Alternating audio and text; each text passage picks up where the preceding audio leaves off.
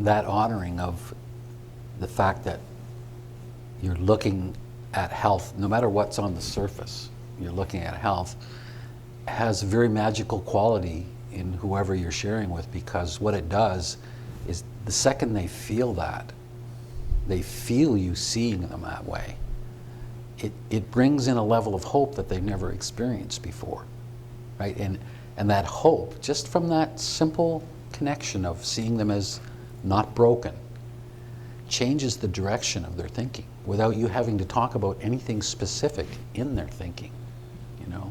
As a matter of fact, they'll talk about it because they'll have new thinking, you know?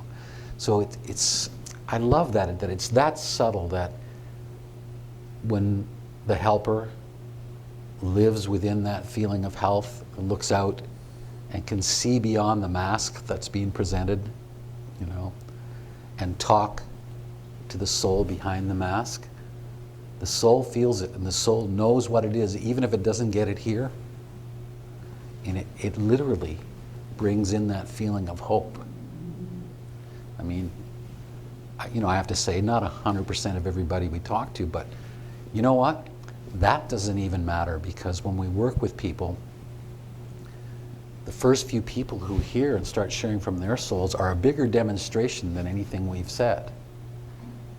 And other people go, oh, you know, like some of the communities we've worked in, I can honestly say I know they had never seen that before. They'd never seen people shift and become happy. They'd never seen people change their demeanor and how they carried themselves. That was like, it creates a lovely form of curiosity and hope, you know.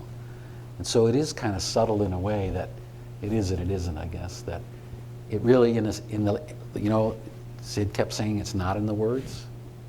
To me, that's at the heart of that saying, that how we look at who we're with is the biggest message. And we can't look at anybody that way unless we're feeling it.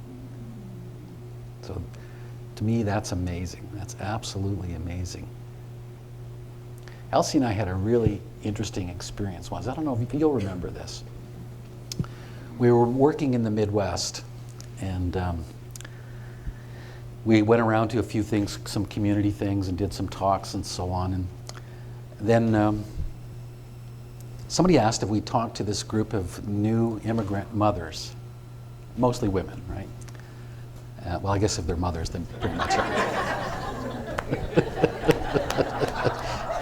What can I say? So anyway, we agreed to do this, but then they told us, well, none of them speak English. Very few of them speak a word of English. And we're like, oh. They said, well, we'll have an interpreter. And so we started to talk, and we'd say something, and the interpreter would say something, and it was very cumbersome. And I don't remember how it happened, but I think the interpreter just stopped. And we just started talking, just like to you. And it felt odd, like, you know, we're speaking English, they speak Spanish, they don't know what we're saying. But the strangest thing happened. The feeling was just like here. And it was stunning, and they all came up and started hugging us after. And we hadn't spoke a word that they could possibly understand, other than hello. I'll never forget that. No, it was, I know it started with that eye-to-eye Yes, connection. yes. You know, we were sitting closer, so that, you know, in a circle. And there was just that eye-to-eye connection. And what's that saying about, like, the eyes are the door to the soul, something like that. And that's what struck us. That's what we realized. That was the communication. Absolutely. And the other was irrelevant. As Chip said, it was cumbersome because it was taking time away from that direct communication. Yeah. The other was indirect. It was breaking the feeling. It was, and it was that eye to eye. There was love flowing soul to soul. And that's how we talk to people, soul to soul, and language was irrelevant. It was an amazing, amazing thing. It was.